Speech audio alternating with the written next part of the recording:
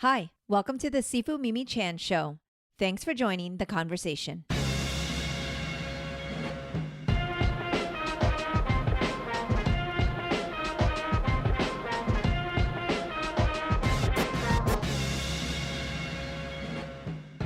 Hello, welcome to the Sifu Mimi Chan show. I am so excited because Ron, we are here in person together. Yeah, finally meeting you, Mimi, Yes, from Florida. And I Oscar, know. that's cool. And it's been not quite a year since you and I spoke, but I am just so, like, words can't express when I look out, and I'm here in Maui, been in Lahaina, staying kind of north of Lahaina, but just sitting here with you in person is actually quite surreal, and it's kind of amazing. So Yeah, it's a thank small you for world, thank you for taking the time to talk to Yeah, me anytime, and come across the island and just.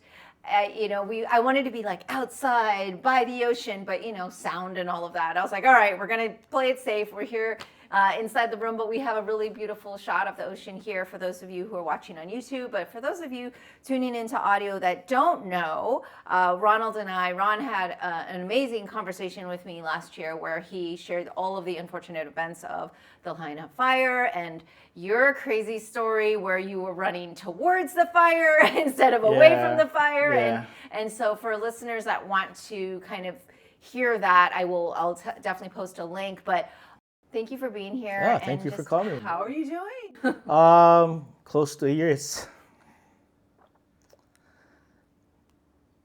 It's hard. Yes. A lot of my friends are still displaced. And just a lot of stress, a lot of emotions. And but we're trying to move forward. But for me, I'm blessed. I have a lot of family. I'm with my family now. I have a lot of good friends, cousins, and whatnot. So I'm good. But yet sometimes, like when I was talking to you the last time, I think after that it finally hit me that the town's gone, and it got so bad where I had to go get counseling or like therapy sessions. Of course. A friend of mine urged me to go and just talk. Yeah. And that kind of helped out. Good. Good. And what I learned is that it's PTSD, right? Of course. And, so my therapist was just telling me how to handle things. Because at one time I would be at the condo, our temporary place, and I couldn't sleep. And I just, things would trigger something, I could just see everything burning. And there's some people that had it worse than me. Like they saw people on fire or stuff blowing up. So I can imagine what they went through. But for me, almost a year. It's for the first time in my life I've, like dealt with this kind of emotions or like depression, PTSD, whatever. And I think it gets worse. I wouldn't say worse, but in a good way. Friends call me. For some reason, I've been like the ears for my friends and other people. Like they would call me and just vent, and it was good at helping people. But then I told my therapist, man, man, I'm going nuts, man, because I'm hearing all these negative things. And she goes, well, that's good that you're doing it. You're helping your friends vent, but like she was telling me those therapists, I didn't know like they get that, but just listening to people's like devastation, and but yeah, so it's really like, I don't know, call it divine or whatever, where people just start calling me and just vent, and they're all people that lost everything, you know what I'm saying? So right now for me, I'm okay. My family is okay, but a lot of people haven't even talked about how they feel, because right after that, family, ohana in Hawaiian, ohana, they had to like hit the ground and just plow and work hard to do whatever. And it was really painful for me when we were at the condo. I think that's after we talked on the phone when we did that podcast. So sorry. I saw the kids because they had to go back to school. Yeah. So I'm looking at all these people that they lost everything, but yet their kids are looking good, and I know that's not their clothes, right? So part of me is thinking, man, it's really like messed up, but then there's good people in the world that gave us clothes. I mean, I had nothing. In fact, this shirt, somebody gave me this shirt. So a lot of people had help from other people from around the world, you know. And I'm looking at these kids and they're not smiling. And one reason they're not smiling is because, well, they lost everything. They heard of people dying. So they don't know how to cope with that. Yeah, yeah. And, you know, and I don't know if you were watching the news, but a lot of kids had to transfer to different districts. Of course. Because, well, Lahaina's burned down. Right. There's no school. Their district is gone. So they had to transfer, and these kids were bullied by other kids, which made me kind of angry and upset because Hawaii's like one big family, supposed to be. Yeah. And I get it, there's going to be bullies in your workplace even. There's bullies, you know. For some reason in life there's bullies. But a lot of kids were getting really, it was intense bullying, whatever. Mm-hmm. And I was like, oh, man. So when I see these kids, I don't know if these kids are being bullied, but I'm thinking, man, you know, these kids are beautiful, man. You know, they're innocent. They lost everything. But they don't want to go to school because probably, you know, it's all negative. You know what I mean?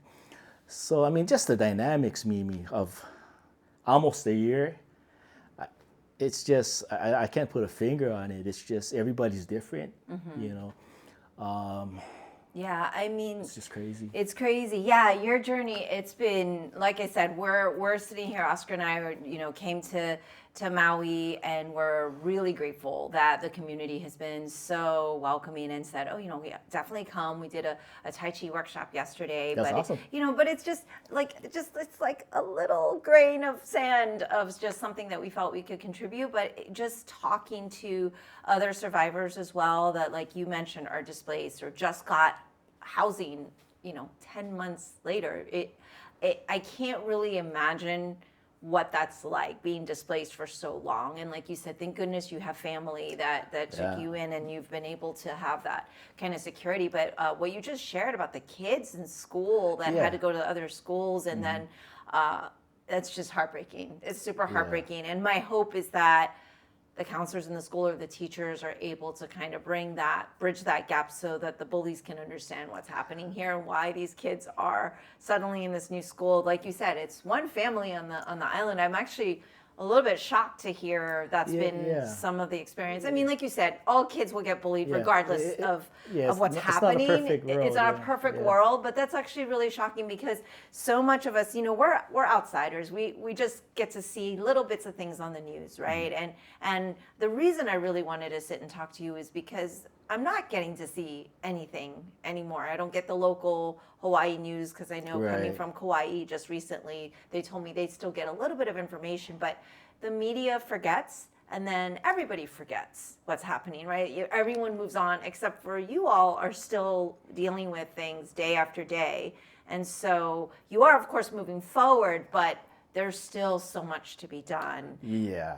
Yeah, so much healing to be done, but beyond the healing, because that's a whole dynamic that I definitely have no expertise to talk about. But in terms of the city itself, like I drove by and we did see just the devastation. But like you said, the whole town is gone. And and what does that progress look like? Because I know we were talking earlier, you know, they're demolishing things and trying to rebuild, but clean it up, we're talking about 10 months already. So what has actually happened? Because I will tell you, most of the world doesn't know.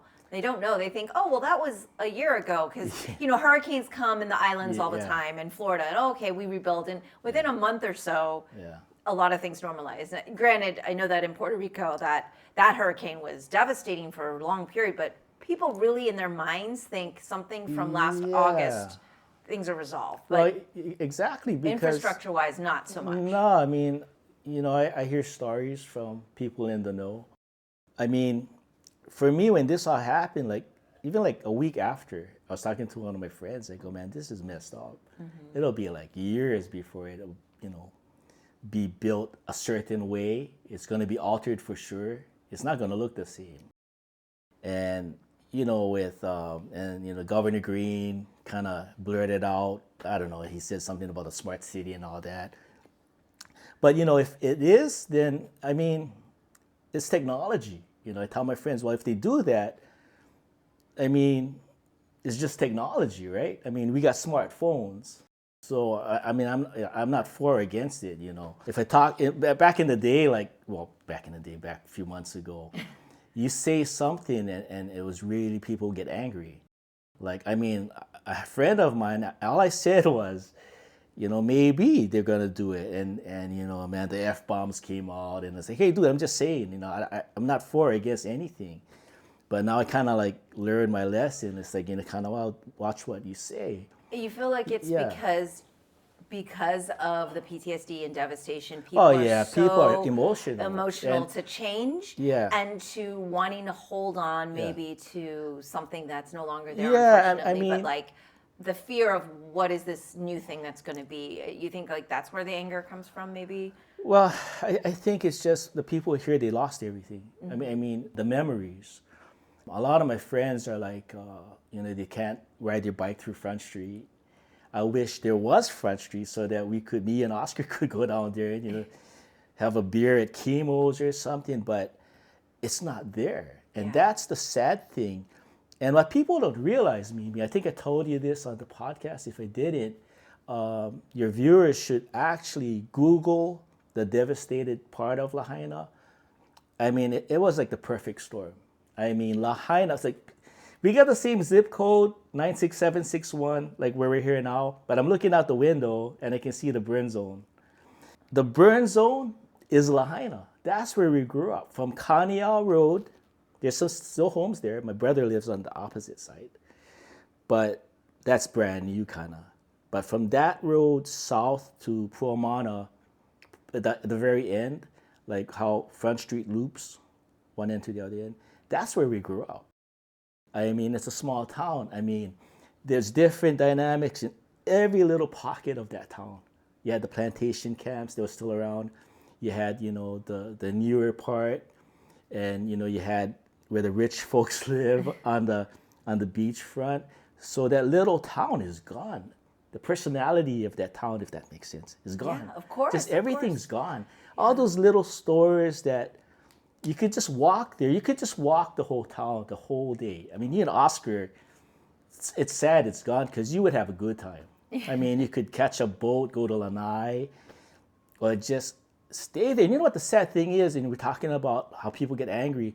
And I get angry too when Yeah. people ask me stupid things or say stuff. And I when I said things earlier, it wasn't meant to piss anybody off. It was just, you know, the reality of it. Things are going to change. Yes.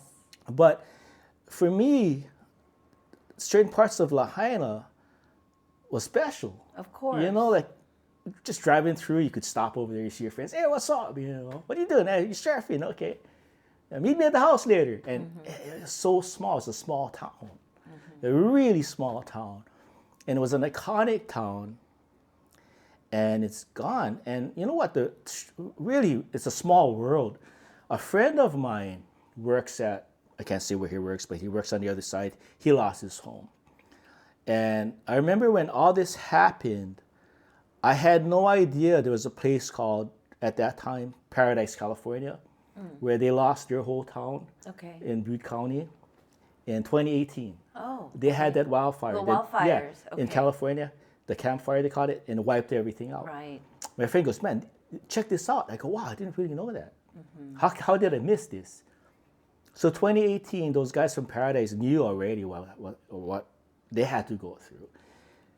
So my friend goes, hey, dude, and this was just recently, because there's a girl that works with me. She just graduated from Baldwin High School over here. And she goes, hey, I'm from Paradise. I know what you're going through. And he goes, what?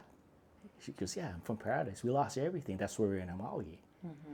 So I'm thinking, wow, this young lady is probably 17 now. It just happened. 5 years, 12 years old?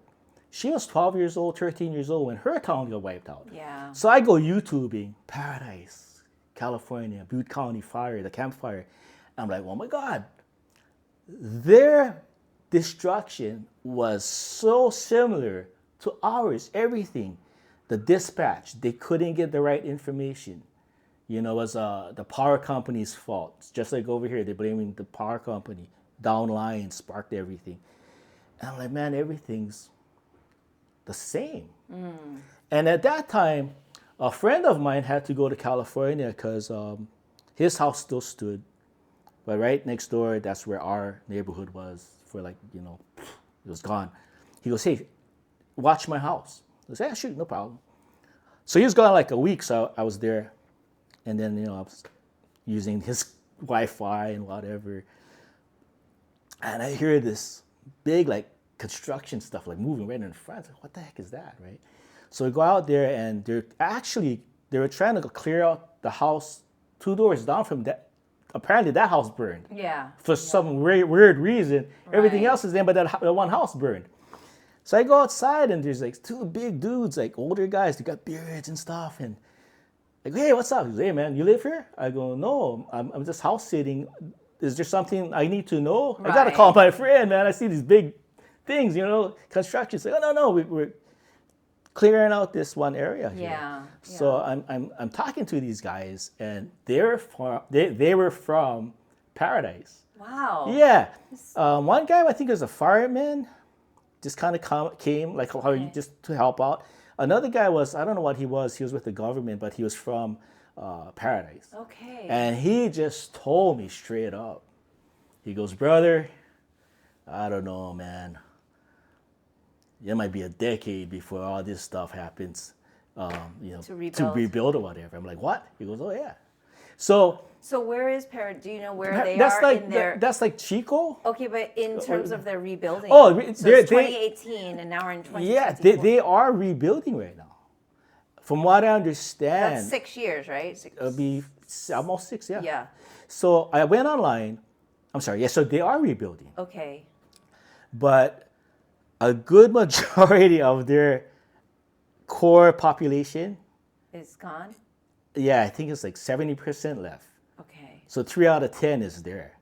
And there's new people coming in Right. with the money or whatever. Yeah, and so that's also same thing that's been happening here. Yeah. And so see, this is where, you know, I'm always advocating for history and learning. I mean, this is where we didn't hear about I certainly had no idea about Paradise Cove. So thank you for it's really interesting. sharing because had we learned from that situation with, you know, like you said, dispatch and getting information, like maybe other places could be more prepared. But despite that, now we're looking at what's happening here. I know that is one of the challenges where outside people saying, oh, it's so horrible. People are coming in and trying to buy the land because they have the money. And then what do people do so how does that work though? Because if you owned your house in Lahaina, right? And then now there's nothing there and it's going to take 5-10 years, maybe even to rebuild. How can you afford to just hold on to that and wait, or what happens? Are people coming in and making offers, or what's the recourse there? I had friends tell me, and this is a true story. Can't name names, of course, but one of my buddies, he's still healthy, but he's in his 60s, and he lost his house in Lahaina, everything, and in his house. You know, his kids was there renting from him, kept the family together. And one time I seen him, like, because we catch the bus, he lost his car. So, like, hey, dude, how you doing? You know, and he's like, all right, I guess, you know. So I asked him, are you guys going to rebuild? And he just lost his, you know what? He says, nah, I ain't rebuilding. I'm going to sell whatever I can, like pay off whatever bills. Because maybe a lot of people, they still got to pay that mortgage. Although the house is burnt, and they still got to pay their whatever they owe if they could. And a lot of people lost their jobs. A lot of people got their hours cut. So that dynamic of the financial thing, so this one dude I'm talking about, he already left. Okay. So I don't know if he sold it or whatever, but he said he ain't coming back. His whole thing was he wanted him and his wife, they wanted to like kind of retire and live in Lahaina, get a couple bikes and, every day ride into town, babysit the grandkids. Life is cherry, right?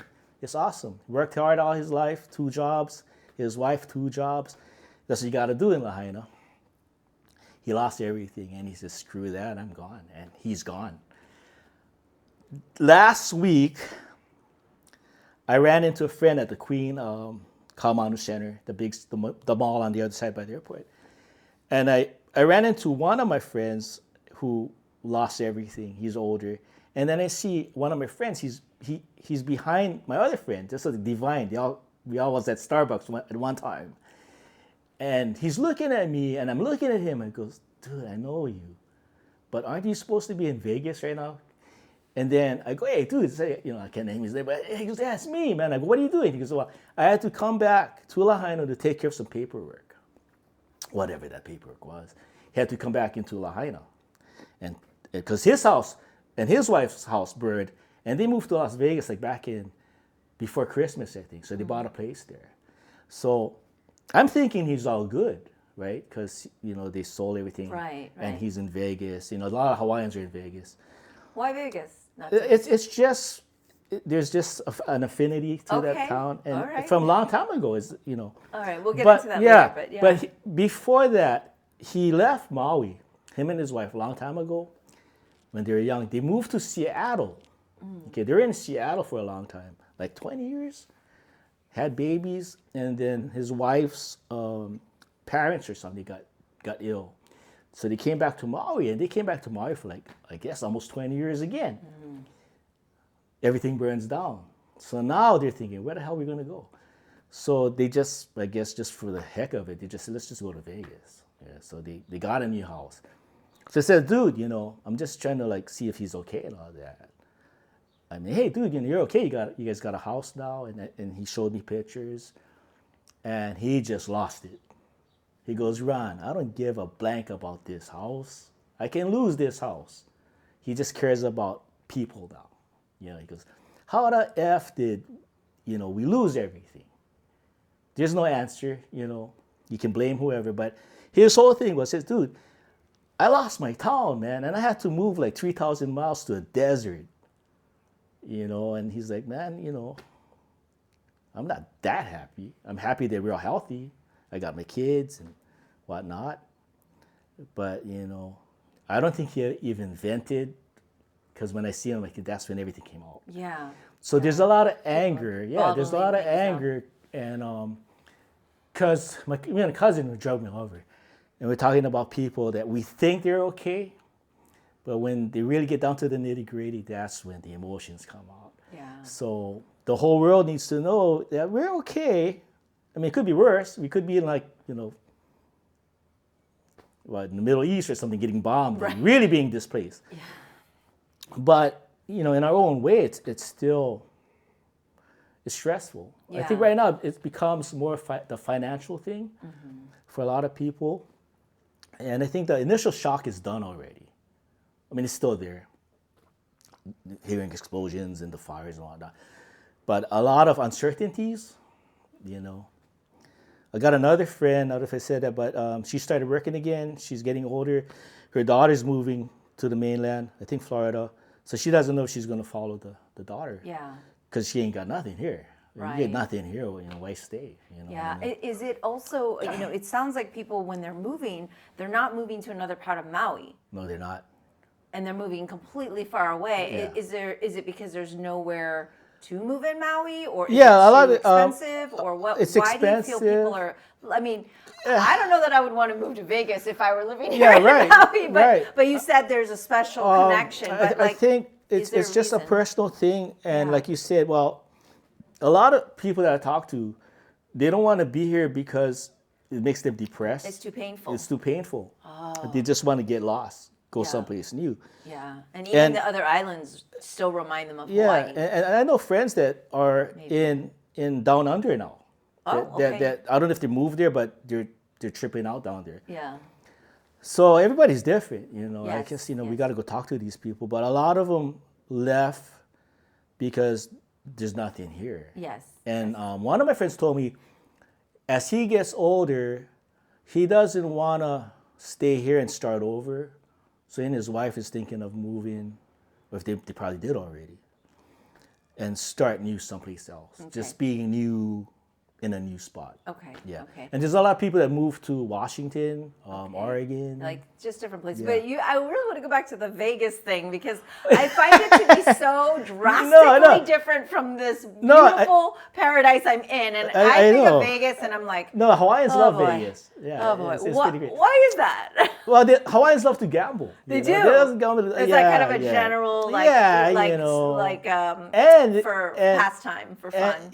For fun. Yeah. And it's cheap, Yeah. They've got like these. It's not cheap if you're gambling. Yeah, but they make it cheap. teasing. They make it cheap so that you lose a lot of money there. Yeah.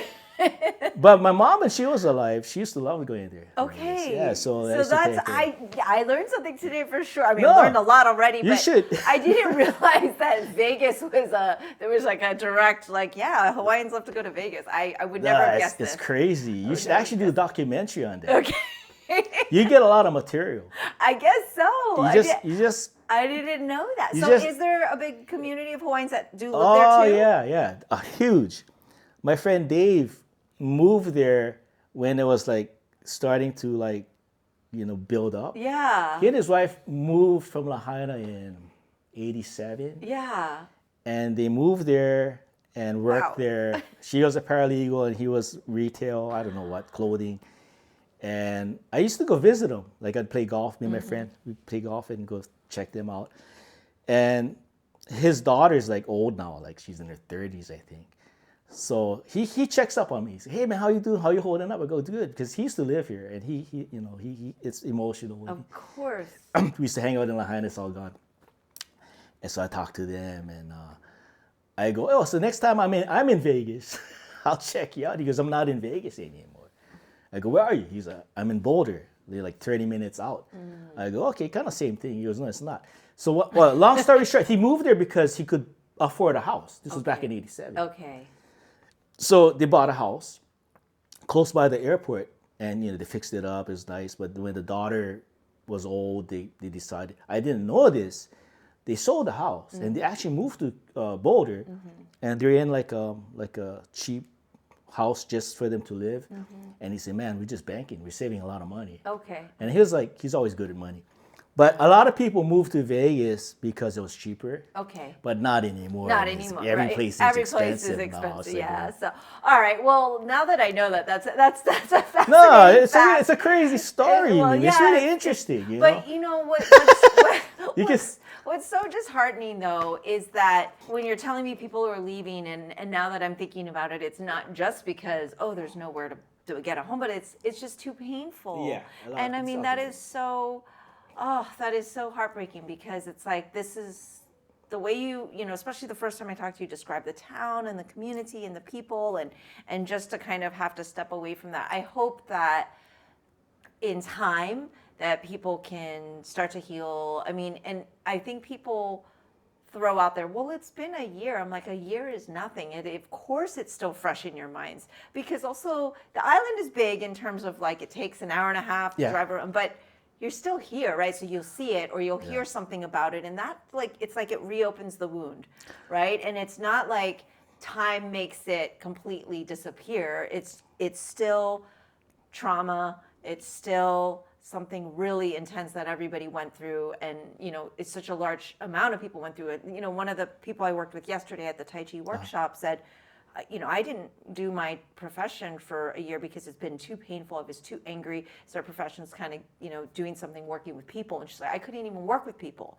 because I've been too angry, and then finally having like a permanent home, there was some sort of like settling, okay, I think I can start my life again. And that was just horrible. I was just so sad to hear that because I'm thinking, we all go through things. And, you mentioned, of course, it could be worse. Two things can be true. It can be really bad in the Middle East, of course. That's a whole, like you said, a whole nother thing. That's a whole different Oscar animal. and I always say, we're so grateful and blessed that we were born in the States. Like we could have been, born in Rwanda or the Congo and be going through all this genocide and all these crazy things. But like, two things can also be true. Just because that's happening doesn't diminish the pain of your community, and it doesn't diminish what you went through, right? And so many things can be true at once, not just two. But speaking of, kind of your personal experience, I have to tell you, I I know that I love that you're going to therapy. I go to therapy, and I didn't lose my whole home, but it's something that's so important is our mental health. But I think you've talked about so many of your friends now, and I don't know that I could even keep track, even if I had their names, because you clearly have so many friends, and that they all lean on you. I do hope that you are able to not have to harbor everyone's pain, because It's that's tough. a huge, It's tough. huge weight on your shoulders that I hope you're not taking on. But it's amazing that you're there for so many people. Yeah, I mean, it's kind of weird where, like you said, like one guy, I had to tell him, man, I can't talk right now, dude, but I'll call you later and see how you're doing. But yeah, I try not to let it weigh me down. But I thought, man, the Red Cross at one time had like free counseling. That's the one I got, was free. And, Okay. And I called them up. I go, can I see somebody again? They go, yeah. But I tell these people, my friends, I go, just go talk to somebody. You're not like, say to yourself, I'm not just going to see a shrink or nothing. You just talk it. Yeah. First to kind of get the stigma away. Yeah, first responders got them. Sports athletes got them, man. Yes. Yeah, you can't hit a home run. Why, man? And they talk to you or whatever. But there's still a stigma in the Hawaiian culture. Because in my culture, there's a stigma of mental health, but it's changing. We're the same. Isn't that nuts? Yeah. Because in Hawaii, it doesn't matter if you're native Hawaiian blood, Filipino, or whatever, the man has to be the strong, the support system, Like growing up, your dad, your granddad would say, oh, you're the guy. You make the babies, you better take care. You get a wife, you take care. You do whatever it takes. Even if your wife works and she's making more money, you gotta hold it down. Mm-hmm. And I don't know if I told you this at that time, but maybe I did. And I'll just say it. But one day I was sitting down in the lobby, just kicking back, and I got breakfast or coffee or something. So maybe 10 in the morning, This local brother comes, sits next to me, big guy. He's younger than me, but he's a family man. And he just broke down. I go, you okay, bro? He says, no, man, I don't know what to do, We're running out of money. My wife's all getting nuts, and, I got the kids. I don't know what to do. And when he told me he just didn't want to live anymore, man, I was like, shit, this is real. I pat him on the back and said, no, man, it'll be all right, man. Don't think like that, And like 2 weeks later, another big brother, same thing. And that's the whole thing of old school culture. No, man, you don't show your weakness. And I get it. But when you lose everything, that's a tough one. You lost family that died in the fire. I mean, it was expensive to begin with. And then, these big brothers telling me that they don't want to live anymore. I mean, that just hit me. And I tell people, man, if you feel that way, you got to talk to somebody. Talk to your priest. I don't know, but you got to talk to somebody. Don't hold it in. Yeah. But yeah, so it's people trying. Mm-hmm. They're trying to figure it out. Yeah. Like my niece and her husband, I live with them now. We relocated, and they just try to keep busy all the time, and that's the best thing, to keep busy. My nephews too, they're just keeping busy and all that. And everybody's different. Yeah. Everybody's so different. You know what's really strange? We relocated to Wailuku, the other side of the island. And I know these people, they're from Lahaina and they know me. And we just make eye contact, but we don't talk. I leave them alone. Okay. You can kind of tell it's like they don't want to talk. And wanting to engage. They're not happy, and I can't go, hey, man, what's up? Yeah. What do you mean, what's up? Yeah. What do you think I feel, right? Yeah, so I know. I was like, how are you? I'm like, oh, man, that was a loaded question. Yeah, loaded questions, right? But, the dynamics have changed, and I just hope that things get better for everybody, Yeah, And that's all. That's all we can do. And I think, to be fair, it's like the rest of the world, it's not like they've forgotten because they don't care, but it's mainly because out of sight, out of mind, right? So it's not that no one cares what's happening with your community, right? But it's a matter of, oh, now we've moved on to the next news cycle thing. But I find it super important to follow up and, like you said, check in, see how you're doing, what's been happening, but also, hey, this community, the needle hasn't moved very far in terms of progress. Yeah.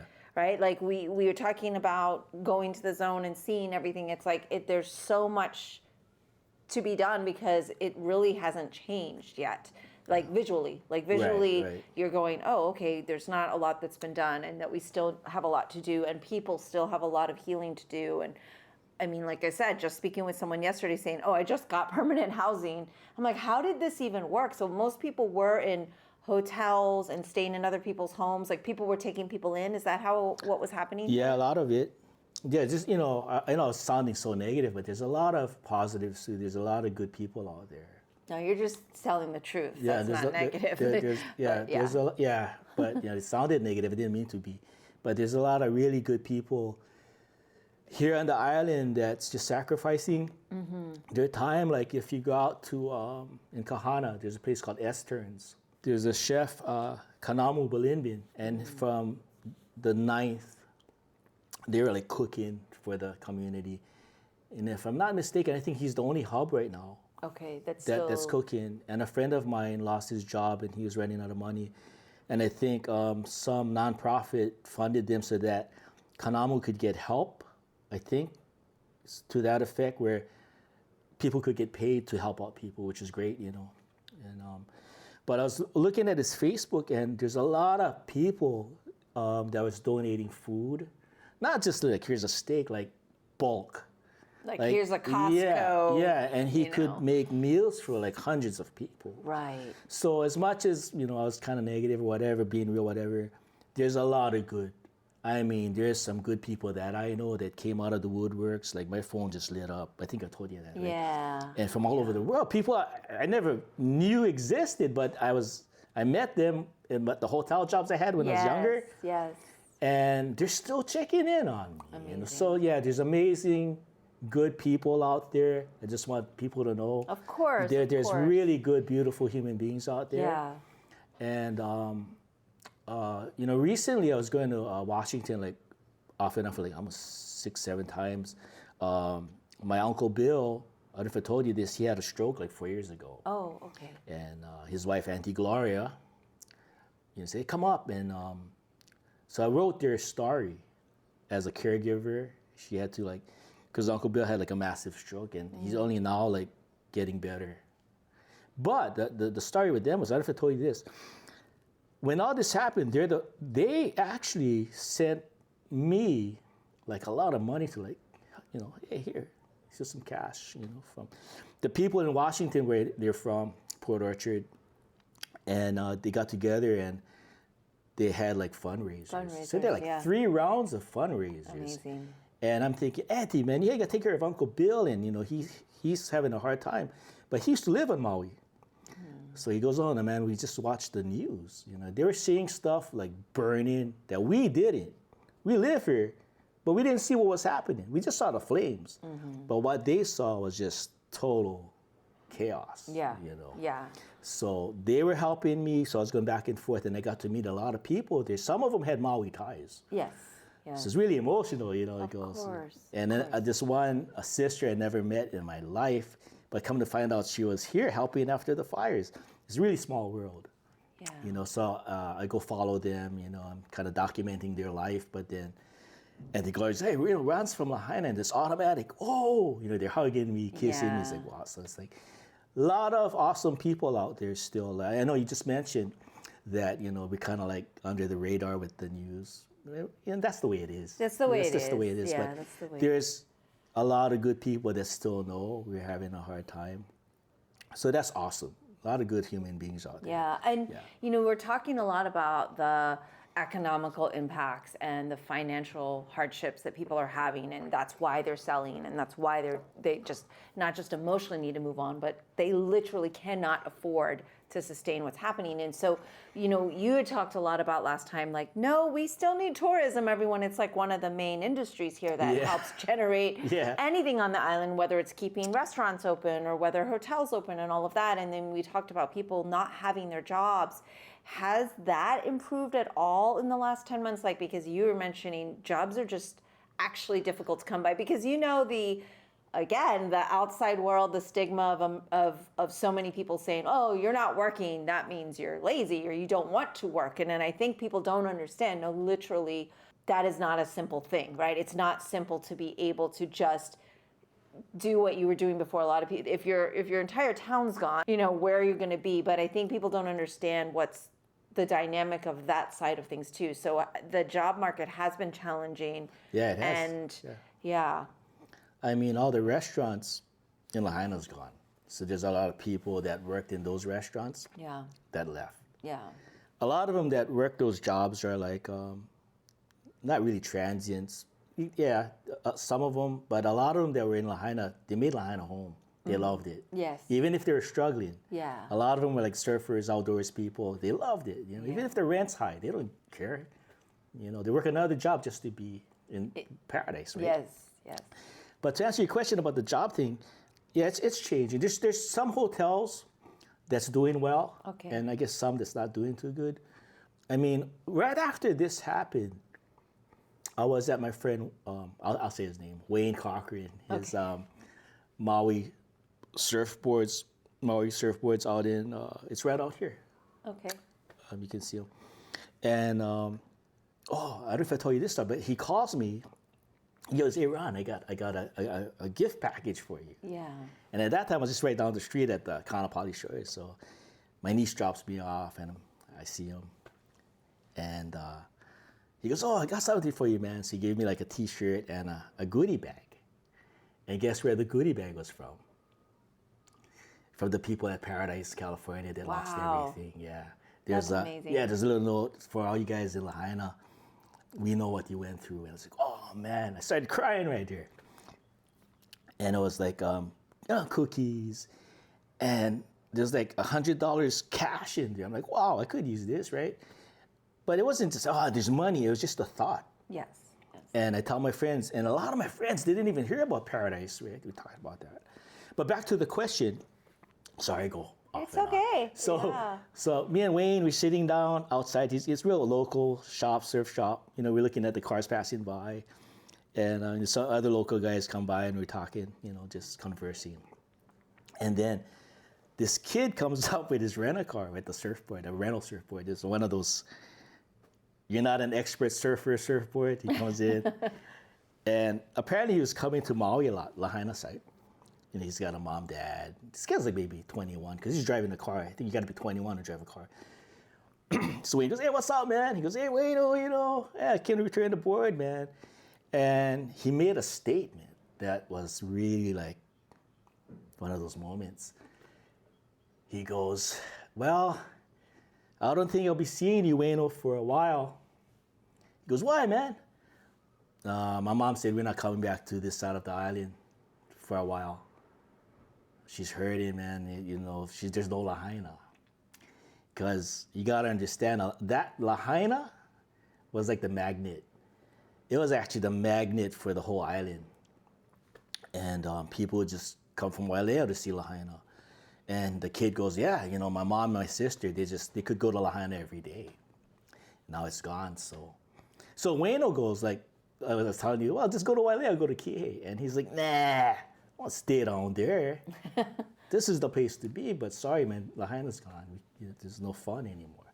So I'm thinking to myself, this is just one kid in his family, maybe just 5 people, times 300 families like that. It's going to hurt business.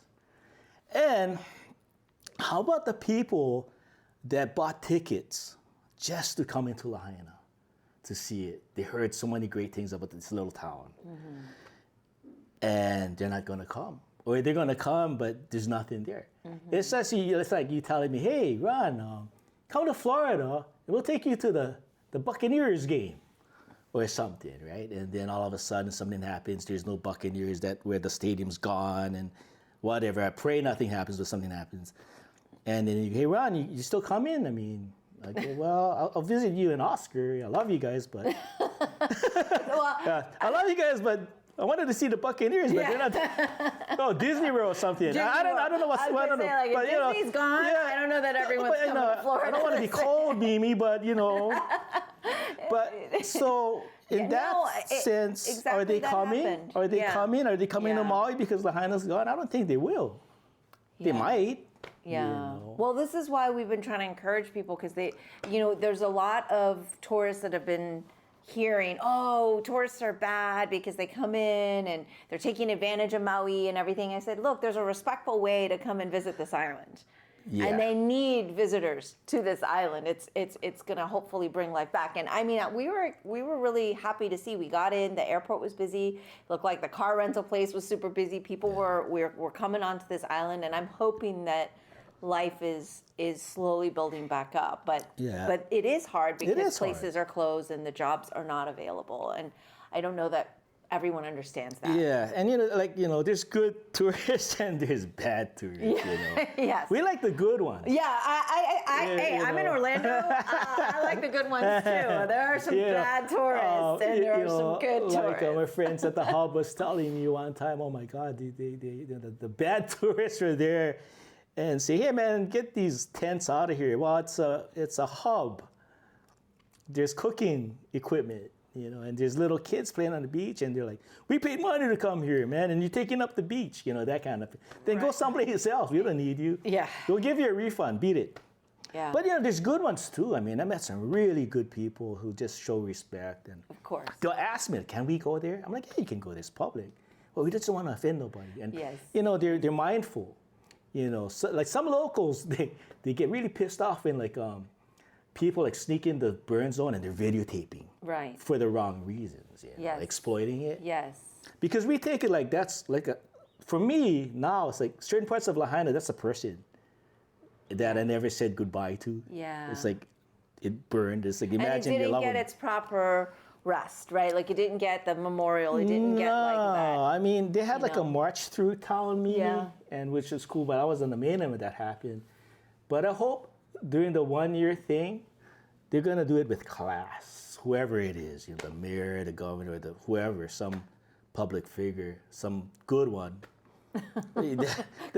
Yeah, I know. Good luck with that shit. Good luck with that shit. But where's that blanker? Where is that? No, but I don't know why I'm saying this. But I mean, what the hell? But I mean, I just hope that. Well, it's been frustrating. Yeah, I mean, whoever leadership. Yeah. Good leadership is hard to come by. Yeah. Where are they, right? But I hope the 1 year thing will be with class. What would that look like to you? What's that? The 1 year memorial, the honoring of the town. What would that look like to you? Like my thought would be, why don't they ask the community who live there? Why don't they ask the people of Lahaina what should be done? That should be it. Yeah. So why haven't they asked you yet? Is my question, because they should already have been planning it. We only have a month to go. I think they're planning something. Gotta be. They got like some advisory board that they put together. But what would be one aspect if you were to say, this would be nice? I think they gotta honor the people that died. Yeah. That's one of them. Yeah. And I don't know, whoever, just speak from the heart, man. Just be human. You know what I mean? I mean, I got friends that they're just lost right now, and they need healing.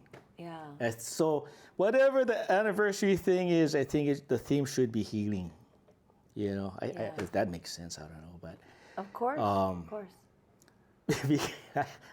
I just hear some horror/funny stories. Like a friend of mine, he's a little older, and just to get out of the house. Well, this is weird. He doesn't have a house, so wherever he's living, he had to get out of there just to get his sanity back.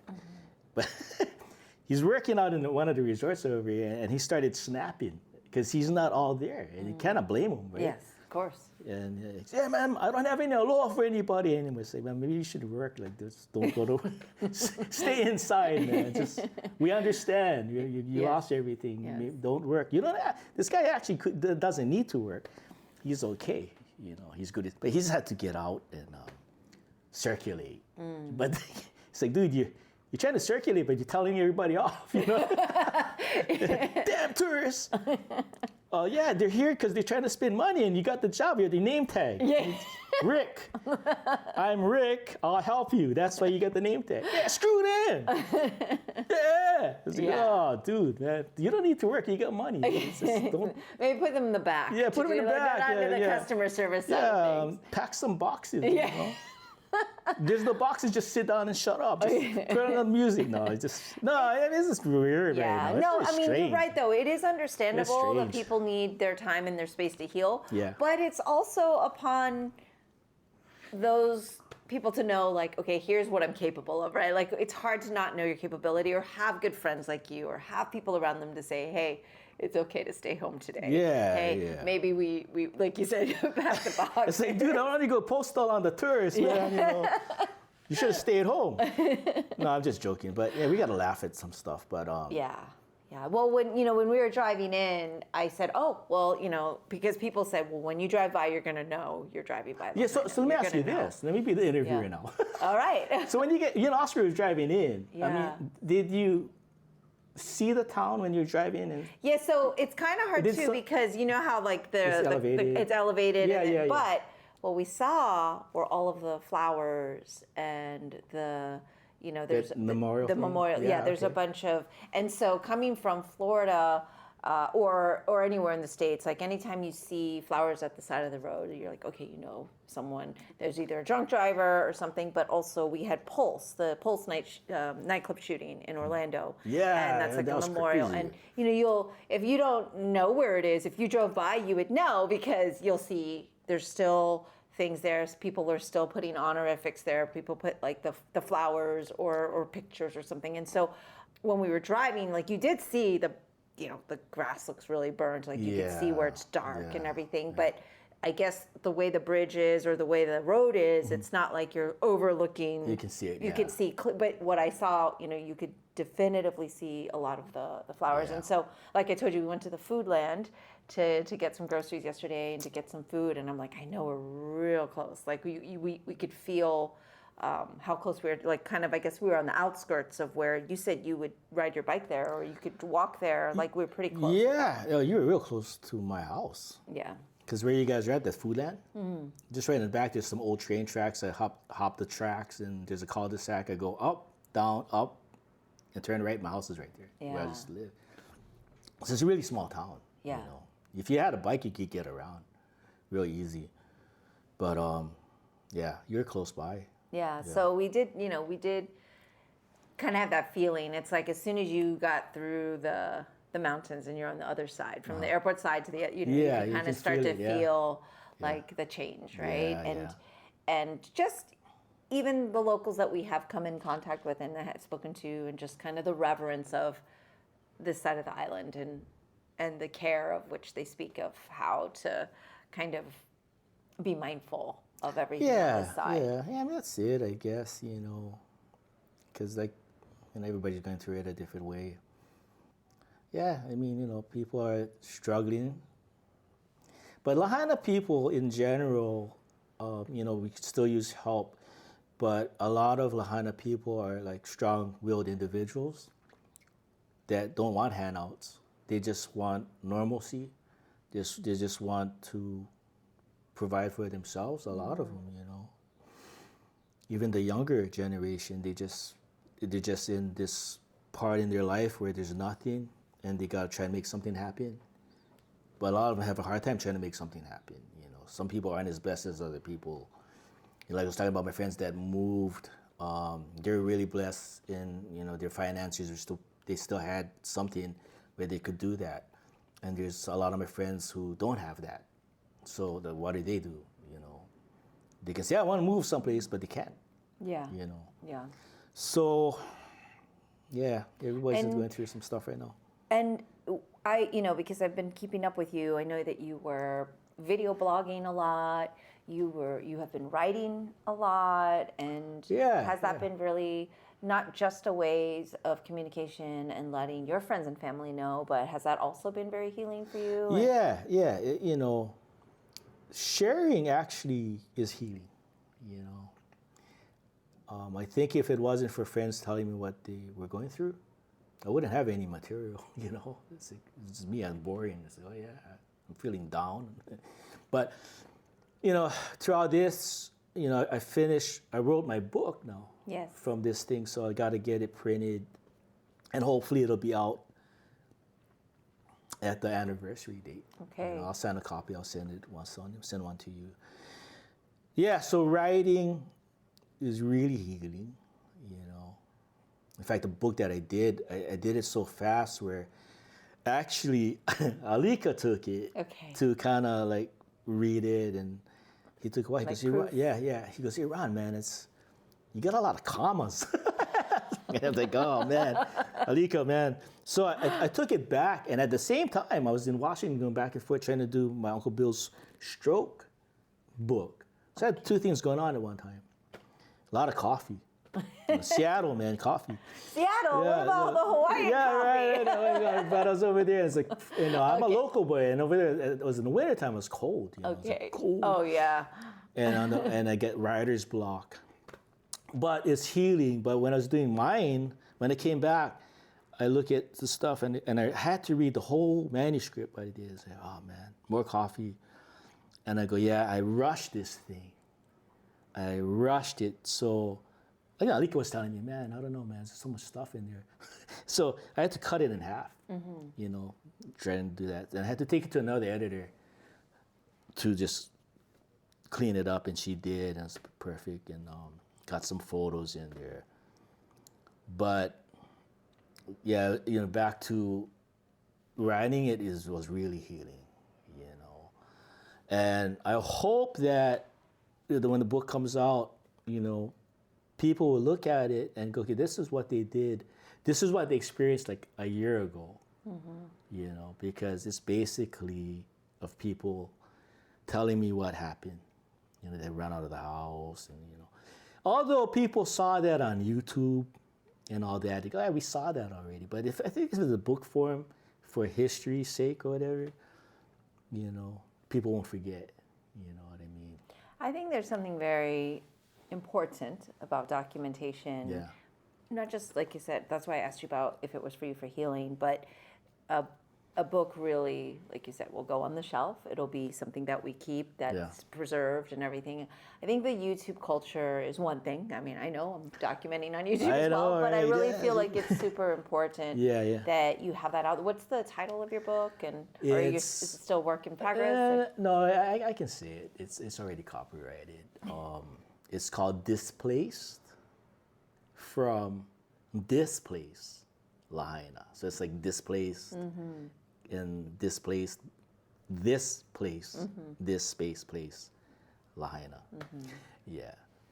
And so we'll see how that turns out, A lot of people would tell me, hey man, we're gonna get it now. We wanna get it. Is it on Amazon? I'm like, no, not yet. I should have shut my mouth. Yeah. No, soon enough.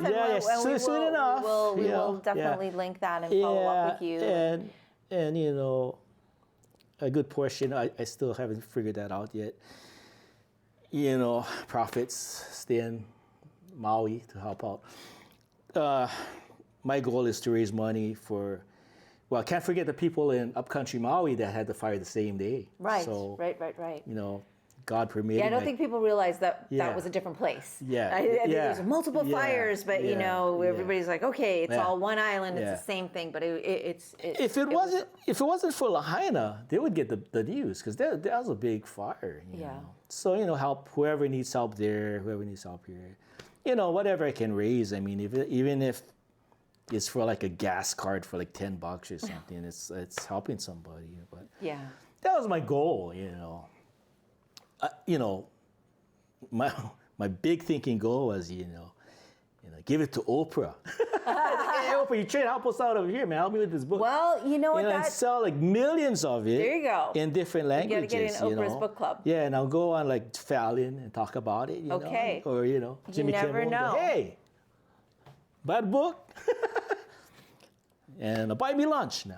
Yeah, absolutely. Absolutely. That was the whole thing about writing the book, was healing and helping, and who knows, Well, I definitely wish you all the best for that, and have my fingers crossed that Oprah, that they'll all be fighting over who's going to have you on to talk about these stories, because they need to be told, right? And they need to be preserved, and people need to learn to respect and understand that this is what the community went through, and that and they were comfortable speaking with you. Because I will tell you, I'm sure reporters reached out, was like, I want to interview people on the island. Honestly, one of the reasons we had heard about stuff, not just because we have Maui connections and Hawaii connections, was there was a podcast on the Daily, and somebody was there telling their story about them and their dog, and it was like super detailed, and I'm just thinking, wow, so many people were experiencing so much at one time. There's a lot of stories to be told, but I feel like a lot of the community probably aren't comfortable really sharing with a reporter type, right? Yeah. And so they go to you because you're Ron from Lahaina, and everybody wants to share with you, apparently. Well, believe it or not, there's this guy, and one of my friends in Oahu called me. He said, hey, I got a connection, this chick from Canada or something, I forget, or the UK. She wants to interview you. Mm-hmm. I go, why me? She goes, oh, somebody reached out to him for some reason.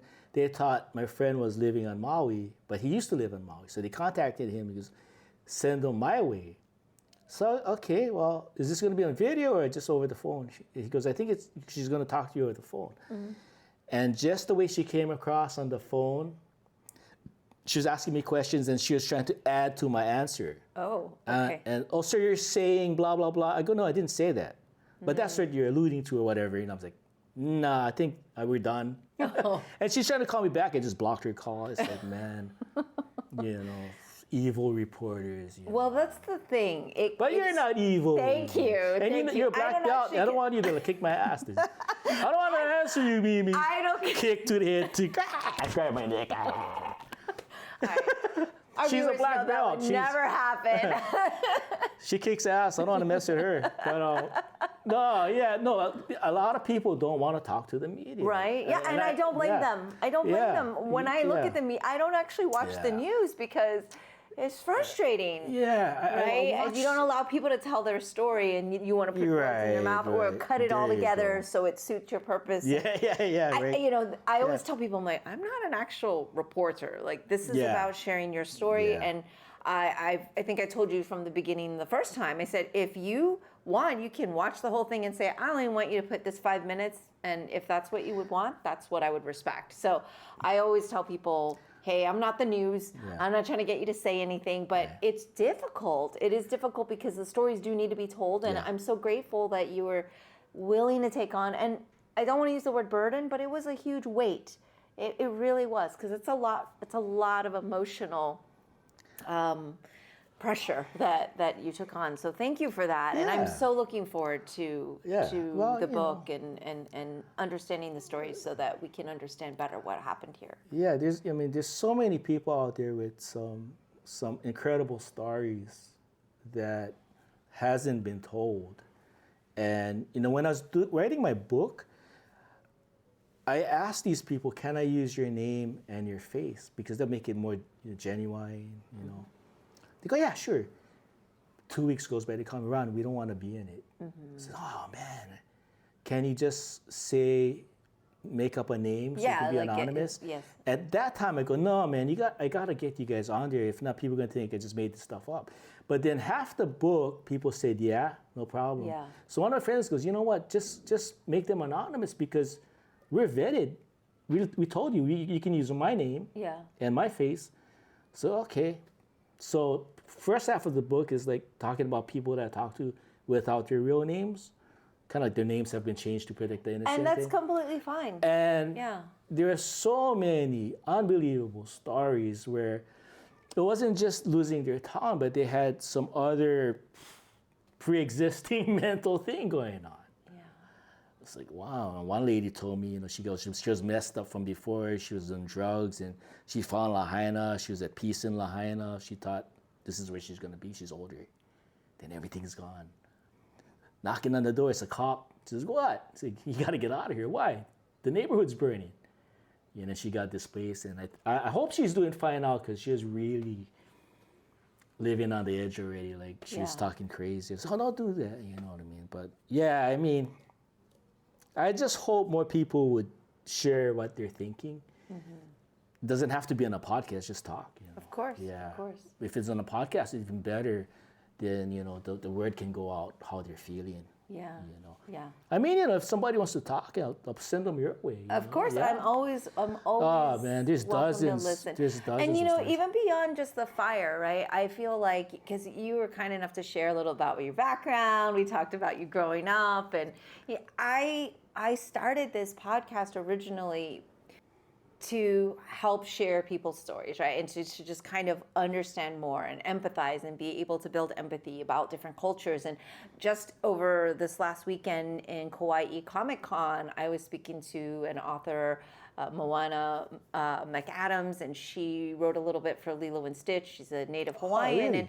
and she talks a lot about Native Hawaiian history and culture and Pacific Islander stories and things that we don't get to hear about, like how underrepresented and misrepresented the culture often is, and just being able to kind of fight for that inclusion and being able to kind of, again, we don't want to lose the stories and the lineage and everything. And so I think even beyond the fire, like, of course, I'm always willing to talk to anyone that wants to share and be able to heal through that. But I always find the individuals themselves have fascinating stories and backgrounds that are, everybody has an important story to share. And I think that's something that's really fascinating. True. So Yeah, that's one thing I'm learning too with just doing the book is that you never know what you're going to learn from somebody. Exactly. And, what's that old saying, don't judge a book by its cover, But we do that sometimes. Just as I do that beings. all the time. Yeah, right. Look at that dude.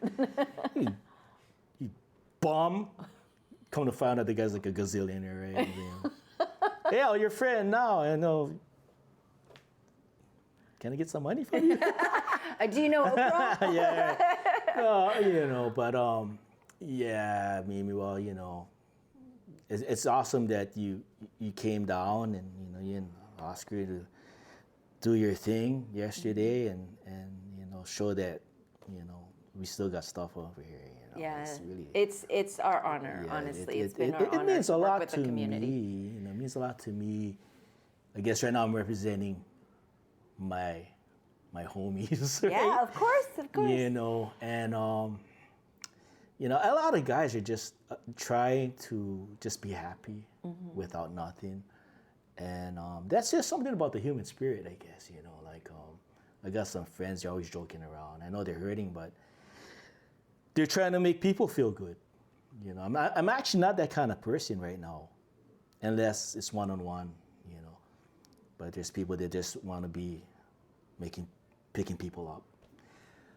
And there's a lot of good local brothers and sisters right now that's really stepping up to the plate every single day, sacrificing their own lives for other people. Like I know one sister, she's got her own family, her son's not doing well, like almost died, but yet she's out there helping the community. It's like, oh my God, man, that's awesome, the human spirit.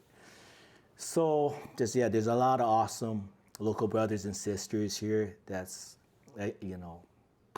props to them. They're out there doing it, trying to help people.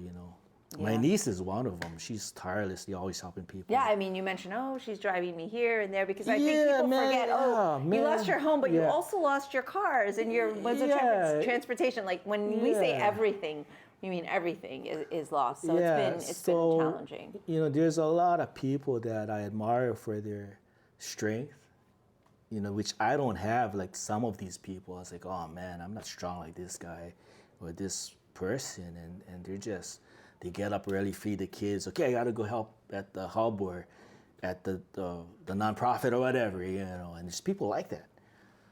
And it's amazing, selfless individuals, selfless families too. Oh my God, there's some local families over here where like mom and pop and the kids are like in the truck, tirelessly, every minute, every second, helping someone out. And so I know sometimes I was all negative with some of the stuff, but it was reality negative. But there's a lot of really good people. Yeah. Locals, man, there's some solid local people here. I love them.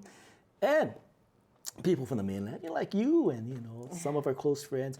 I got a friend, I had no idea. He moved to Tennessee. Okay. I go, dude, you moved to Tennessee? He goes, yeah, we decided to pack up and move, but I think his granddaughter has their little condo in Kihei or whatever. But so yeah, so every day is freaking, there's a new story. I mean, oh my God, like every day there's something new. You know, somebody moved, or man, somebody passed away, or you know what's really strange? About 3 months ago, I came off the bus, like right over here, and one local brother, he's like my age, he didn't know what was happening to his family over here. Like, you know, he goes, hey, did you see my uncle? I'm like, man, that's your family, dude. You don't know where your uncle's is? And he's like, no, I haven't heard anything. I'm like, that's like, what, 7 months at that time? So just a lot of things that's not 100%. Like every day I go, wow, what? You know? Yeah. It's like, you scratch your head, you know? It's like, that's your uncle, that's your family. Yeah. You should know, not me. Well, you know everybody. You know, so. I don't know about that, but you know, it's one of those things. And it's, oh man, yeah. For that little town, I can look at it. You know, it's gone, but yet there's people kind of like scattered that's tied into that town. Right now, I imagine all over the world they're scattered. Yeah. Because I say one of my friends, she's like in Asia, I think now. Yeah. Well, And there's some a down under. piece of Lahaina Yeah. all over, which In fact, yeah, speaking of down under, my classmate, Jackie, I'll say her name, Jackie, she was here like 2 months ago. Finally, she lives in New Zealand. She finally came to see the town that she Yes. grew up in. And, you know, we shared a little moment. Crazy. yeah. It affects people that was from here, living a gazillion miles away, and they see it on TV. And they cause it, what's really, like you, what's really happening? We saw this and that. That's pretty part true, you know, but. Yeah. So when Jackie came back, she just lost it, you know. It's like, oh man, you know, everything is gone around. I go, yeah. Because when she was growing up, her mom was my English and drama teacher. And she was one of my favorite teachers. It's so cool, Jackie's mom. But she lived in certain parts of Lahaina, and she just lost it. She goes, oh man, I used to ride my bike over here. We used to live over there. It's all gone. And people got to realize, like I said, people call this place Lahaina. We got the same zip code, but Right. that part that burned Mimi, that was where we grew up. Right. Like if you lived on this side and Oscar was right here, we'd ride our bikes and say, hey, what's up? You know, let's go to the beach. Oh, Yeah. well, And everybody knew everybody's mom and stuff, you know, Yeah. parents and. yeah, it's a very Yeah. special Yeah, community. it's a little for sure. town. Very, very special place. Yeah. But I really look forward. We're going to be kind of walking around and seeing some of the places. But this has been kind of a inspiring, but also, you know, heartbreaking podcast share with you. But thank you so much for taking the time to let me know what's been happening a year later and to kind of update our listeners. There's a lot of people very invested in your story. I got so much feedback from you sharing and being so open and willing to share right after the tragedy and just right after the fire. So just thank you for being, you know, kind of the voice of Lahaina for us who Okay. are out there. Anytime. And we look forward to the book. And I hope Oprah picks that book up and, Yeah, and Oprah. everyone starts fighting over it. So Oprah, make sure you Oprah. get the books. Very She important. lives on our island, You know, yeah. She helped out. She helped out. Yeah, yes, her and the Rock. Yes. So You know. we'll Rock, my continue. favorite wrestler before. Hint, hint. Yeah, we'll put a Yeah, help list me of out, help me out. all Yeah, the celebrities that can put be of me on the help. New York Times bestseller. Shoot me to the top. No, There no, you go. no, no. You deserve it. You deserve it. Thank you for being, you know, just like I said, the voice of so many people, and I really appreciate you sharing your story. Thank you so much. You are always welcome back on Okay, the show. I'm so happy to be here in person with Well, you. you know, let the viewers know she taught the Tai Chi thing out of her heart. And, you know, Mimi says, well, there's only 8 people or 9 people there. So it doesn't matter. You touch those people. So that's awesome. So Thank you. Thank you and Oscar for coming. Yeah, it's our honor. On behalf of my homies. All right. I will take it. I will take it. I will take that. My gratitude. friends would Thank love you and Oscar. Aw, They'd amazing. be friends for life. You'd be like, you wouldn't need to stay in this hotel. You'd be at my friend's house. if they have a place, you'd be with them. Understood. Thank you so much, Ronald. And everybody, get that book when it comes out. I'll post it here. Okay. Thanks, Ron. All right, thank you. Bye. That's all for today's episode. Thanks for listening to the Sifu Mimi Chan Show. Please subscribe and rate my podcast on your platform of choice and leave a review. You can become a patron of the show at patreon.com/Sifu Mimi Chan to help keep this podcast going. Follow me and interact on social media at Sifu Mimi Chan on Instagram or Facebook.